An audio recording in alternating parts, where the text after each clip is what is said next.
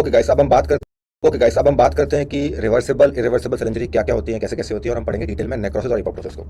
तो पहले इसकी पैथोजेनेसिस तो समझते हैं। मैंने आपको बताया था सेल इंजरी का most common cause is hypoxia.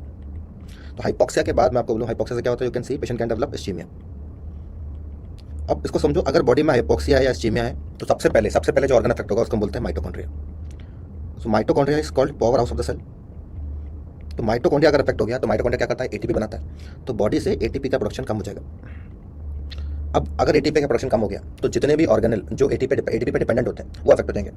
तो इसको समझो एक बार, all ATP dependent cell organelle will be affected.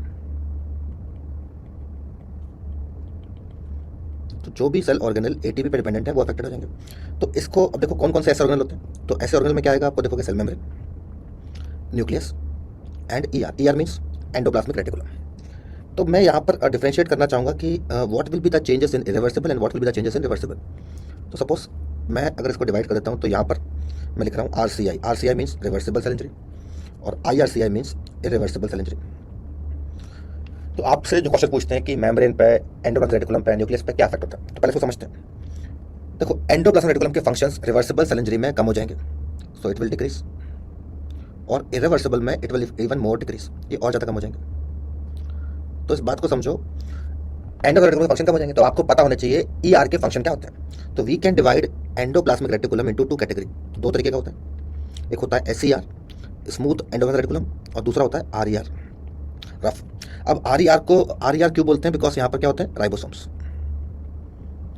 तो अब इसको समझते हैं। स्मूथ का क्या फंक्शन होता है, स्मूथ एंडोप्लाज्मिक रेटिकुलम का काम होता है कि वो आपकी बॉडी में मेटाबॉलिज्म करता है, means metabolism of drugs, metabolism of lipids, metabolism of other things, means metabolism.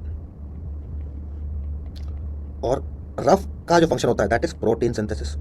तो अगर मैं सिंपल लैंग्वेज में बोलूँ कि प्रोटीन सिंथेसिस और मेटाबॉलिज्म दोनों कम होगा किसमें, रिवर्सिबल, लेकिन ज़्यादा कम किसमें होगा, इरिवर्सिबल, दोनों में कम होगा। तो अब इसको कैसे याद रखना है, तो ऐसे याद रखो, RIP means rest in peace, means rough is involve in protein synthesis. Smooth की स्पेलिंग देखो आप, स्मूथ की spelling second alphabet is M for metabolism, first is S for SCR, simple. तो स्मूथ का काम होगा मेटाबॉलिज्म। तो मेटाबॉलिज्म और प्रोटीन सिंथेसिस अफेक्ट दोनों में होगा, लेकिन ज़्यादा अफेक्ट किसमें होगा, इरिवर्सिबल। फिर हम बात करते हैं न्यूक्लियस की। अब देखो जो न्यूक्लियस में चेंज होगा रिवर्सिबल सेल इंजरी में, तो आप देखोगे कि न्यूक्लियस में जो क्रोमैटिड है वो बीच में आ जाएंगे, उसको बोलते हैं clumping of chromatid, clumping of chromatid. तो ये अकेला चेंज होगा किसमें, रिवर्सिबल सेल इंजरी में। लेकिन इरिवर्सिबल सेल इंजरी में न्यूक्लियस में 3 चेंजेस होते हैं। अब वो 3 चेंज क्या होता है इसको समझो। पहले आप देखोगे न्यूक्लियस का साइज छोटा हो जाएगा, तो इसको हम कंपेयर करें नॉर्मल न्यूक्लियस से, तो न्यूक्लियस का जो साइज छोटा हो गया इसको बोलते हैं श्रिंकिंग ऑफ न्यूक्लियस। श्रिंकिंग को हम बोलते हैं पिक्नोसिस। तो आप देखोगे न्यूक्लियस का साइज छोटा हो गया, फिर न्यूक्लियस के टुकड़े टुकड़े हो जाएंगे, मीन्स न्यूक्लियस आप देखोगे पहले तो सिकुड़ गया, फिर उसके फ्रेगमेंट हो गया। फ्रेगमेंटेशन को, for fragmentation we use the term karyorrhexis. Fragmentation of nucleus is karyorrhexis. और अल्टीमेटली लास्ट में क्या देखोगे आप, न्यूक्लियस गायब हो जाएगा, आपको न्यूक्लियस दिखेगा ही नहीं। जब न्यूक्लियस नहीं दिखेगा तो उसको बोलते हैं न्यूक्लियस विल डिसॉल्व और डिसअपियर। तो न्यूक्लियस गायब हो गया, जब न्यूक्लियस नहीं दिख रहा तो इसको हम बोलते हैं कैरियोलाइसिस। तो देखो ध्यान से, न्यूक्लियर चेंज रिवर्सिबल में क्या है, सिर्फ एक। तो ये क्वेश्चन पूछते हैं आपसे, what is reversible nuclear change, it is clumping. लेकिन इरिवर्सिबल में 3 है और आपको तीनों सीक्वेंस में याद रखना है। पहला क्या हो रहा है, पहले हो रहा है पिक्नोसिस, फिर कैरियोरेक्सिस, फिर कैरियोलाइसिस। क्लियर। अब जो मोस्ट इंपॉर्टेंट जो आपसे पूछते हैं, सेल मेम्ब्रेन में क्या चेंज होगा। तो सेल मेम्ब्रेन में चेंज समझने के लिए मैं पहले यहाँ पर एक सेल मेम्ब्रेन बनाऊंगा। तो इसको समझो एक बार। सेल मेम्ब्रेन में एक पंप होता है और इस पंप को हम बोलते हैं सोडियम पोटेशियम एटीपेस।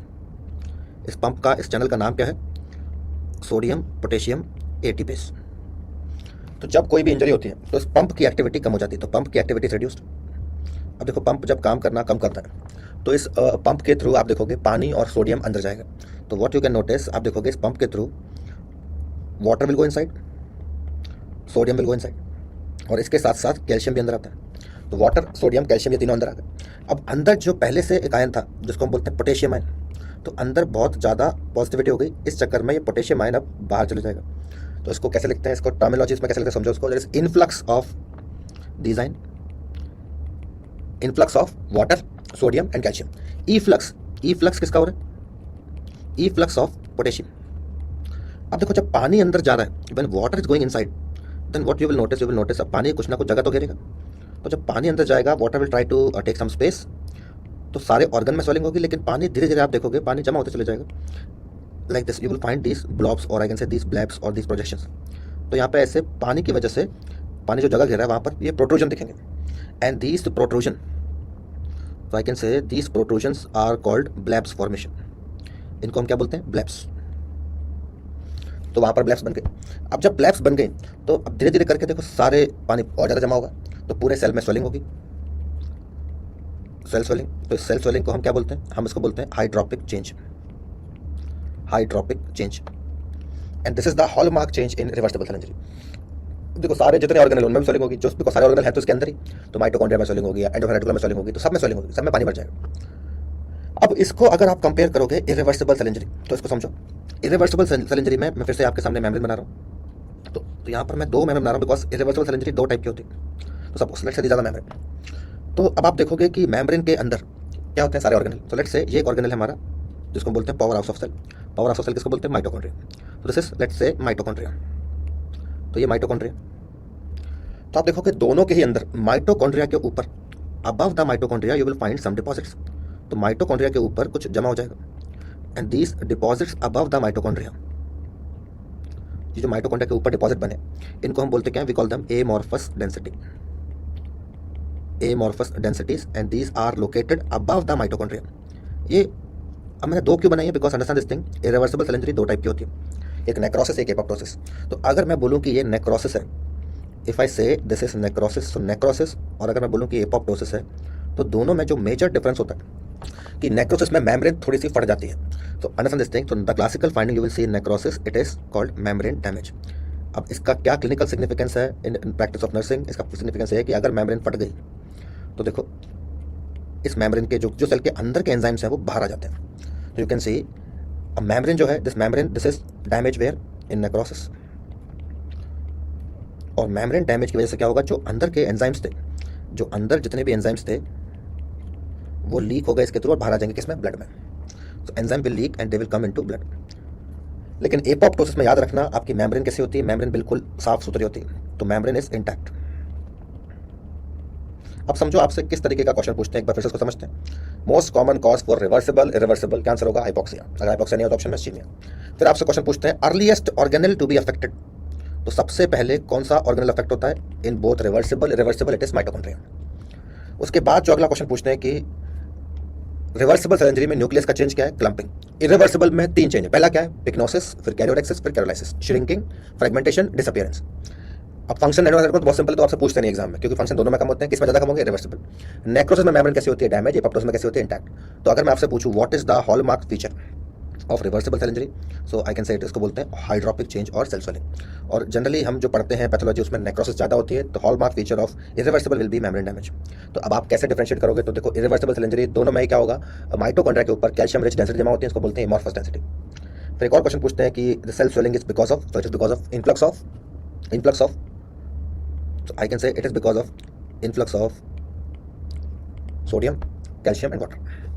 तो कभी कभी क्या करते हैं पेपर में पूरे को मर्ज कर देते हैं और आपसे एक सवाल पूछते हैं कि all are seen in reversible cell injury except, means तीन ऑप्शन दे देंगे कहाँ के? सपोज ऐसे क्वेश्चन पूछेंगे membrane cell swelling, clumping, decrease function of ER, pyknosis. तो आपको याद रखना है पिक्नोसिस किसमें होती है? इरिवर्सिबल। इस तरह के क्वेश्चन एग्जाम में आता है। फिर एक और चीज़ मैं बताऊंगा कि इसका क्या क्लिनिकल सिग्निफिकेंस है। जैसे सपोज एग्जाम्पल समझते हैं, आपके पास पेशेंट आया, उसको फैटी लिवर हुआ, तो फैटी लिवर में एलएफटी कैसा रहता है? नॉर्मल। लेकिन अगर हेपेटाइटिस हुई तो क्या होगा? हेपेटाइटिस में मेम्ब्रेन डैमेज मींस अंदर से एंजाइम्स बाहर आएगा। हेपेटोसाइट्स के अंदर का एंजाइम क्या था? एएसटीएलटी, इसलिए हेपेटाइटिस में एएसटीएलटी बढ़ता है। सपोज दूसरा एग्जांपल लेते हैं, पेशेंट को एंजाइना है, एंजाइना में चेस्ट पेन होता है, लेकिन मार्कर्स कैसे होते हैं? नॉर्मल। लेकिन अगर पेशेंट को एमआई है, एमआई कैसा होता है? इरिवर्सिबल। इरिवर्सिबल में क्या होगा? मेम्ब्रेन डैमेज, तो एंजाइम्स बाहर निकल के आएंगे, इसलिए सीपीके, ट्रोपोनिन ये बढ़ते हैं किसमें? एमआई में।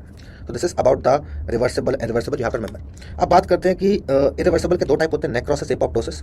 तो इनको हम कैसे डिफरेंशिएट करेंगे? तो इनको डिफरेंशिएट के लिए आप समझो कि necrosis is like a murder and apoptosis it is like a suicide. तो अगर आपको ये डिफरेंस समझ में आ गया तो इसको आपको रटने की जरूरत नहीं पड़ेगी। तो let's understand this. Suppose suicide है, तो अगर आप सुसाइड करोगे तो किसकी करोगे? खुद की करोगे। तो suicide means it is affecting only one cell, it is affecting only one cell. लेकिन अगर आप मर्डर कर रहे हो तो मर्डर आप किसका कर सकते हो? एक सिंगल आदमी का कर सकते हो, राइट। अगर आप कॉन्ट्रैक्ट किलर तो आप मल्टीपल लोगों का भी कर सकते हो। समझ आया? तो पहले हम नॉर्मल बातें करते हैं मर्डर और सुसाइड को। सपोज अगर मैं आपको बोलूँ सुसाइड कोई क्यों करेगा? हो सकता है कुछ जॉब नहीं मिल रही, काम नहीं चल रहा, बिजनेस में लॉस हो गया, पति परेशान कर रहा है, किसी का भी परेशान कर रही है, रीज़न है।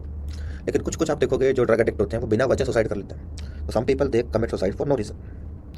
लेकिन अगर कोई मर्डर कर रहा है तो मर्डर क्यों करेगा? अगर मैं तुम्हारा मर्डर कर रहा हूँ तो मर्डर क्यों करूँगा, कोई ना कोई वजह होगा, कोई ना कोई रीज़न होगी। तो मर्डर हमेशा रीज़न से होता है, there is always reason. Clear? तो ये हो गया दूसरा डिफरेंस। अब इसको समझो। सपोज अगर मैं आपको बोलूँ सुसाइड करने के लिए क्या चाहिए, सुसाइड करने के लिए सबसे इंपॉर्टेंट चीज़ जो आपको चाहिए होती है वो होते हैं गट्स। गट्स मीन्स, तो आपको क्या चाहिए, guts. Guts means you should be active enough. अब मैं बोलूँ कि मर्डर मर्डर अगर मुझे करना है तो मैं कैसे करूँगा, तो आजकल मर्डर लोग करते नहीं है, मर्डर करवाते हैं। मर्डर करवाने के लिए सुपारी दे देते हैं, पैसे दे देते हैं। तो आजकल मर्डर जितने होते हैं वो कैसे होते हैं, पैसे होते हैं। अब समझो इसको नेक्स्ट डिफरेंस। सपोज अगर मैं बोलूँ कि सपोज आपको सुसाइड करना है, तो सुसाइड करने के दो कॉमन तरीके होते हैं। एक होता है हैंगिंग, पंखे से लटकना, दूसरा होता है कोई जहर खा लेना। तो अगर आप पंखे से लटक रहे हो, जहर खा रहे हो, दोनों में ही आपकी स्किन में कोई डैमेज नहीं हो रहा, तो स्किन आपकी नॉर्मल है। तो स्किन कैसी है, स्किन बिल्कुल नॉर्मल है। लेकिन अगर आप मर्डर करोगे तो यू नीड सम वेपन, आपको कोई हथियार चाहिए, आपको कट्टा चाहिए, आपको बंदूक चाहिए, आपको चाकू चाहिए। तो आप उस कट्टे से या बंदूक से आप गोली मारोगे तो बॉडी में आपका पंक्चर वुंड, चाकू से मारोगे तो स्टैब वुंड होगा, तो स्किन डैमेज होगी। तो मर्डर में स्किन डैमेज होती है, स्किन विल बी डैमेज। अब सपोज मैं अगर सुसाइड कर रहा हूँ तो क्या मुझे पुलिस पकड़ने आएगी? According to new mental health care act, suicide committing is not now consider punishable. याद रखना, ये मेंटल हेल्थ केयर एक्ट में 2 चेंजेस आए थे कि सुसाइड को पनिशेबल नहीं मानते। तो अगर मैं सुसाइड करना है, मेरा मन है, तो क्या मुझे पुलिस पकड़ के लेके जाएगी? नहीं लेके जाएगी। पुलिस आएगी भी, शायद आए, लेकिन कुछ करेगी नहीं। लेकिन अगर मैंने किसी का मर्डर कर दिया तो मेरे पीछे पुलिस आएगी। तो उसको समझो, police will be absent here, और यहाँ पर पुलिस होगी। तो अभी तक तो हमने बात करी मर्डर की और सुसाइड की। अब इसको समझते हैं। एपोप्टोसिस अफेक्टिंग, ये किसको अफेक्ट करिए? एपोप्टोसिस सिंगल सेल मींस खुद की सुसाइड करोगे तो apoptosis will affect only single cell, it will affect single cell only. लेकिन अगर मैं बोलूँ नेक्रोसिस, ये सिंगल और मल्टीपल दोनों को अफेक्ट कर सकती है। Means murder can be single murder person और multiple murder person, so it can affect single as well as multiple cell. Reason को देखो, वजह को मेडिसिन में बोलते हैं पैथोलॉजी। वजह means reason, reason means pathology. तो अंडरस्टैंड दिस थिंग, एपोप्टोसिस ये बिना वजह भी हो सकती है, means it can be physiological, तो it can be physiological means कोई रीजन नहीं है इसका, या फिर इसका कोई रीजन होगा, रीजन मींस पैथोलॉजिकल। लेकिन मर्डर, मर्डर हमेशा कैसा होगा, कुछ ना कुछ रीजन से होगा, इट इज ऑलवेज पैथोलॉजिकल। तो apoptosis it is an active process, ये एक एक्टिव प्रोसेस है। और मर्डर कैसा है, मर्डर एक पैसिव प्रोसेस है, it is a passive process. अब स्किन को, स्किन हम देख रहे हैं, स्किन को क्या बोलते हैं, स्किन मींस मेम्ब्रेन। तो यहाँ पर मेम्ब्रेन कैसी होगी, एपोप्टोसिस में याद रखना मेम्ब्रेन हमेशा साफ सुथरी होगी, मींस मेम्ब्रेन इंटैक्ट। और यहाँ पर नेक्रोसिस में क्या होगी, membrane will be damage. And actually this is the most important difference, और ये कई बार पेपर में आ चुका है। अब police means police man of body means WBCs। WBCs कब आती है, जब बॉडी में कोई इन्फ्लेमेशन होती है। तो understand this thing, police means inflammation and inflammatory mediators absent, inflammation and inflammatory mediators are absent, inflammation and inflammatory mediators ये यहाँ पर क्या होंगे, यहाँ पर ये प्रेजेंट होंगे, दीज आर प्रेजेंट। तो ये आपको डिफरेंस याद रखने, और याद करने याद हो गए तुम्हें, ट्रस्ट मी। और पेपर में जनरली क्वेश्चन या तो यही आता है या फिर ये आता है, मींस याद रखना apoptosis no damage to membrane, no inflammation. Now let's understand suppose hallmark feature of reversible cell injury. तो रिवर्सिबल में क्या होगा, it is cell swelling, in irreversible you will see membrane damage. अब एक एक करके हम बात करते हैं different types of necrosis and apoptosis. Let's see. तो first type is coagulative necrosis, इसको समझो। Coagulative necrosis actually this is most common necrosis, और मैं इसको बोलूँगा ये पैरेंट नेक्रोसिस है। पैरेंट नेक्रोसिस मींस जितनी भी नेक्रोसिस है वो इसी से बनी है। तो all other necrosis they are derived from coagulative. अब इस कोएगुलेटिव में आप देखोगे कि जो सेल बाहर से सेल बिल्कुल नॉर्मल दिखेगा, लेकिन अंदर से क्या होगी नेक्रोसिस, तो you can notice from outside everything will look normal. तो जैसे आप देखोगे कि बाहर से सब नॉर्मल दिख रहा है, लेकिन अंदर क्या हो रही है, नेक्रोसिस। और ये क्यों होता है, ये होता है because of denaturation of proteins. Protein denaturation को हम प्रोटीन कोएगुलेशन भी बोलते हैं। अब इसको देखो कि यहाँ पर आपको जो दिखेगा वो एक टिपिकल एक वेज शेप का इन्फाक्ट मिलता है। You will C a veg shape infarct, wedge shaped infarct. और कभी कभी जो आप देखोगे कि इस नेक्रोसिस में जो न्यूक्लियस होगा वो कभी दिखेगा कभी नहीं दिखेगा। सपोज ये सेल है तो सेल में कभी न्यूक्लियस है कभी न्यूक्लियस नहीं है, कभी न्यूक्लियस है कभी न्यूक्लियस नहीं है। तो कभी आपको न्यूक्लियस दिख रहा है, कभी आपको न्यूक्लियस नहीं दिख रहा है। तो ऐसी चीज़ जो कभी दिखती है कभी नहीं दिखती है उसको बोलते हैं क्या, उसको बोलते हैं भूत। तो इस न्यूक्लियस को बोलते हैं गोस्ट बॉडी, गोस्ट बॉडी। उसके बाद अगर मैं आपको बोलूँ कि कोएगुलेटिव नेक्रोसिस कहाँ पर आपको मिलती है, तो ये आपको ऑलमोस्ट सारे ऑर्गन में मिलती है। तो it is seen in most organs, classically in your heart, but never कहाँ पर, नेवर इन योर ब्रेन। ये कभी ब्रेन में नहीं मिलती, बिकॉज ब्रेन में क्या मिलती है, लिक्विफैक्ट। तो मैं आपको बोलूँगा कि कभी कभी आपको इस तरीके का पैटर्न मिलता है, इसको बोलते हैं टॉमस्टोन पैटर्न। और याद रखना कि ये क्या है, ये आपकी एग्जाम में डिफॉल्ट चॉइस है। मैं भी बताऊंगा इसको, what is default choice. Default choice means this is the answer when you don't know the answer. Default choice in exam. तो अगर आपको क्वेश्चन नहीं समझ में आ रहा नेक्रोसिस का, तो याद रखना क्या तुक्का मारना है, कोएगुलेटिव। फिर बात करते हैं लिक्विफैक्टिव की। तो लिक्विफैक्टिव्स को देखो, कोएगुलेटिव हो रही थी प्रोटीन के डिनेचुरेशन से, ये होती है एंजाइम के एक्शन से, means it is due to release of hydrolytic enzymes. तो इसको हम और क्या बोलते हैं, हम इसको बोलते हैं enzymatic degradation. So it occur generally due to enzymatic degradation. अब ये जो लिक्विफैक्टिव नेक्रोसिस है, इसका एक और नाम होता है, तो इसको और क्या बोलते हैं, हम इसको बोलते हैं कॉलिक्वेटिव नेक्रोसिस। कॉलिक्वेटिव नेक्रोसिस। तो ये कहाँ पर होती है, उन ऑर्गन्स में जहाँ पर आप देखोगे कुछ ना कुछ फ्लूइड है या पस बन रही है, जैसे कि यहाँ पर आप देख रहे हो पस बन रही है। तो जो आपको याद रखना है, जैसे सीन वेयर इन बाप।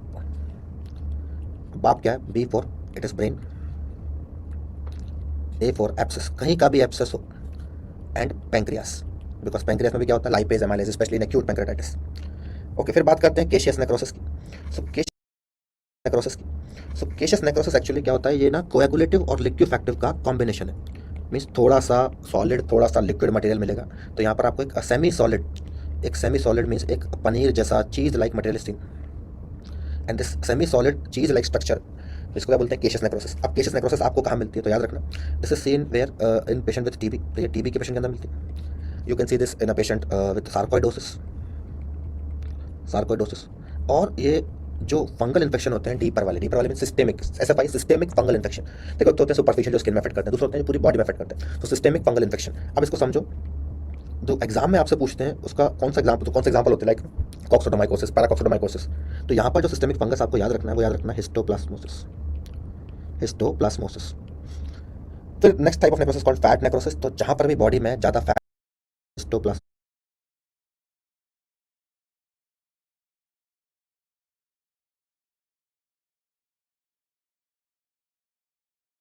Fungal infection.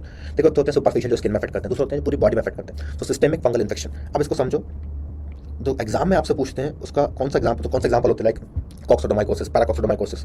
तो यहाँ पर जो सिस्टेमिक फंगस आपको याद रखना है, वो याद रखना है हिस्टोप्लाज्मोसिस।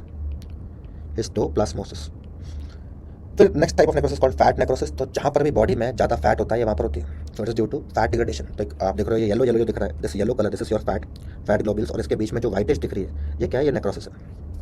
तो फैट नेक्रोसिस क्यों होती है, it occur by a process, और इस प्रोसेस को बोलते हैं सैपोनिफिकेशन। अब इसको समझो कि फैट नेक्रोसिस कहाँ होती है, तो दिस इज सीन इन बोप means wherever we have body fat. तो बॉडी फैट कहाँ होता है, ब्रेस्ट में। Then this is seen in omentum, और कहाँ मिलेगा, ये मिलता है आपको पैंक्रियाटिक और पैंक्रियास में। तो पैंक्रियास आपको कंफ्यूज कर रहा है, तो इस कंफ्यूजन को सॉर्ट आउट करते हैं। पहले इसको समझो, पैंक्रियास ऊपर भी पढ़ा था हमने। तो अगर मैं बोलूँ कि ये है पैंक्रियास के पार्ट होता है हेड, बॉडी, टेल। तो पैंक्रियास के अंदर को हम बोलते हैं parenchyma of pancreas means inside of pancreas,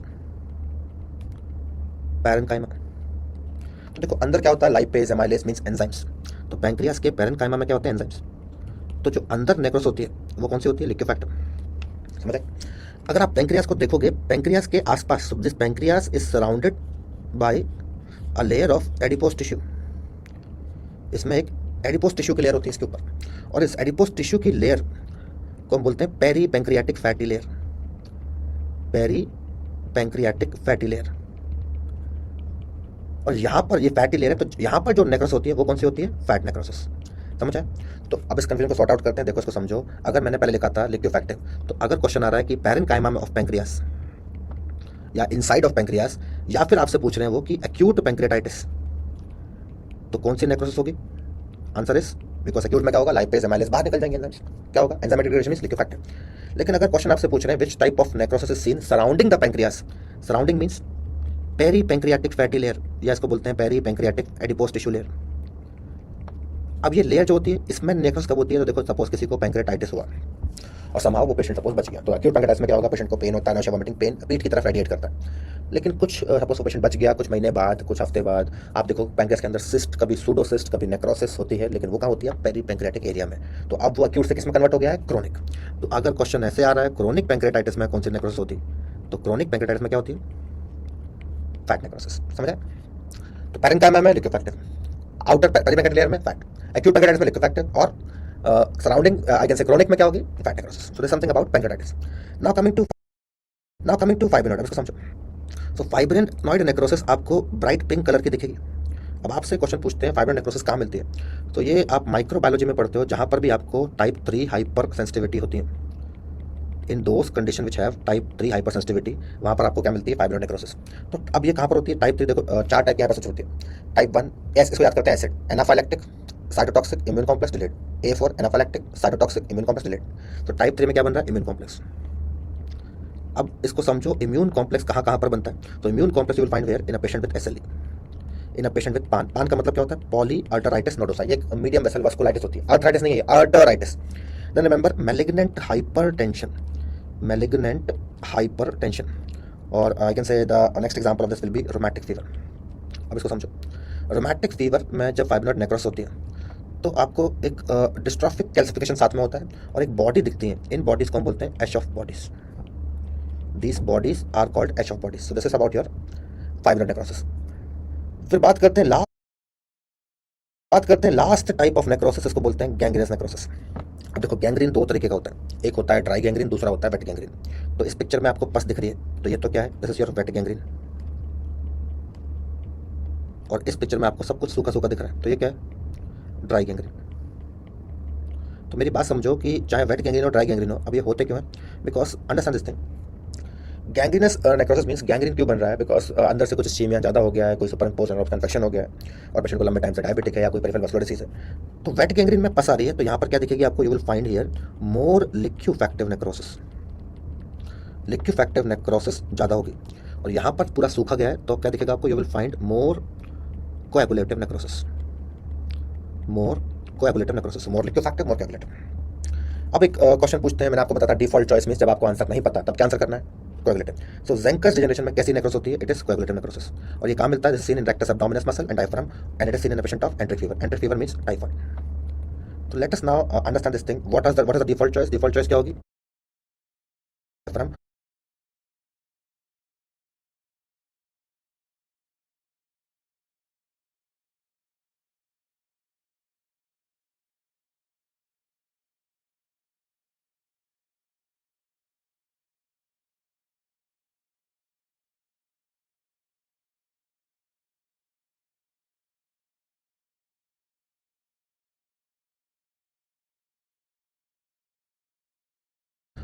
and it is seen in a patient of enteric fever. Enteric fever means typhoid.